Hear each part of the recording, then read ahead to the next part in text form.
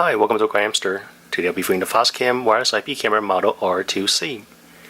Now let's get some of the highlights on the back of the box over here. It's a 1080p camera, 2 megapixel sensor. It supports their cloud recording service. Also, if you use their cloud app, there is push notification. There's two-way audio, speakers on the back. The microphone is right below their logo over here.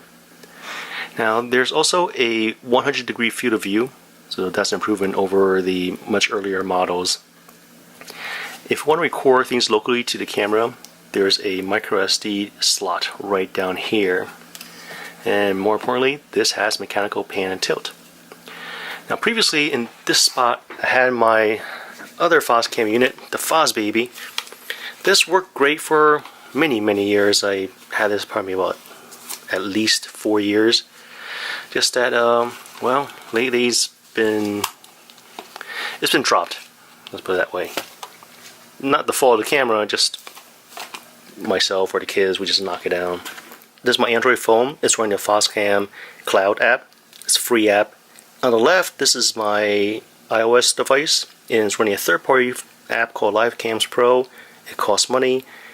The only reason why I'm showing the left one is just so that I want to demonstrate that third-party apps will work with this camera. Alright, the LiveCams Pro is by far my favorite on the iOS device, but of course it does cost money and also costs more time to set it up. Whereas the Foscam app, very easy setup process. I can go into settings here. Here I can choose my firmware upgrade, network. I can SD card, video playback if I want to, but currently I don't have SD card in there. Here's the video settings. Let me jump back too far. Alarm settings. So for the alarm settings, what I noticed is that there is no humidity detection. So there's no support for the PIR sensor. I would get more false. I just turned it on, so it just notified me. It says motion was detected. Alright, let me get back out here. I also want to go to video settings. I can show time overlay, camera name, network auto adaptability if I want to, security settings, sync time, and here's some of the other options too. Reboot the camera if I wanted.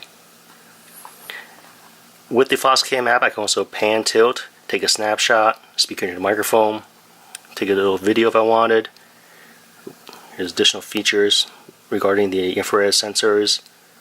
I can mirror it if I want to by flipping it vertically or horizontally. Let me get back out of here.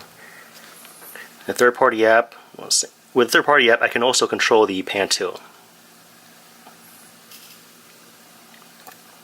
Turn that off there. I placed the camera in my daughter's room where the Fosbaby used to be. The Fosbaby worked great when she was younger because she didn't really climb out of bed or anything. But now that she's a toddler, it makes more sense for me to switch to a camera where I can support pan tilt. So I'm just going to sit in front of the camera. The image quality, it's no optical zoom, so it's more like a pinch zoom type of support. The quality is good when there's light in the room. I'm going to turn off the light to this room.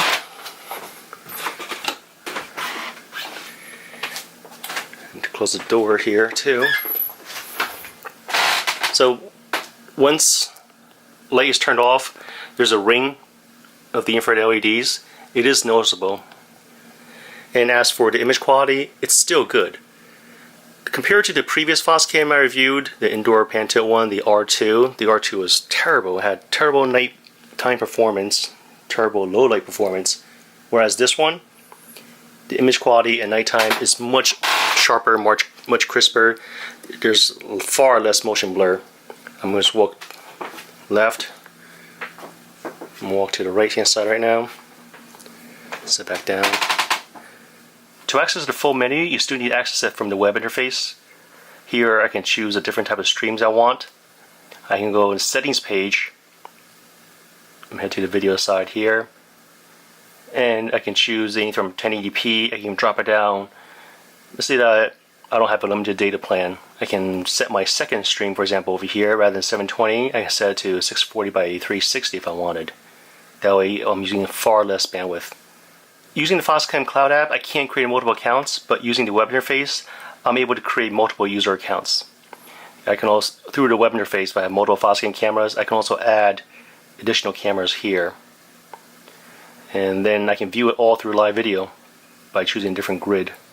Like for example, I would choose this grid here and I have my other Foscam cameras showing up.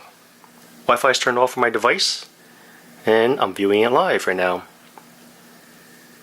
I'm going to turn left. Well, I do have fast internet, so that's why there's not that much of a delay right now. But the point of this is to show that setting this up to view remotely is very, very simple using their app. If I want to set it up and view using, like for example, the LiveCams Pro app, that would take some more time because I would need to create additional rules on my router and firewalls. Now using their Foscam app, it covers just about all the most important features. If I want to fine tune it, I would need to use the web interface.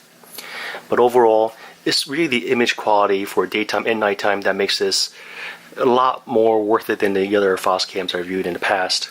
It's going to make a great toddler camera for me, not necessarily a baby camera, but as a toddler camera, I think this will work great. There's really no negative cons to this IP camera. I like it and I'll recommend it. Well, thanks for watching this review. If you guys have any questions, comments, suggestions, feel free to contact me. Thanks for watching AwkwardHamster. Bye.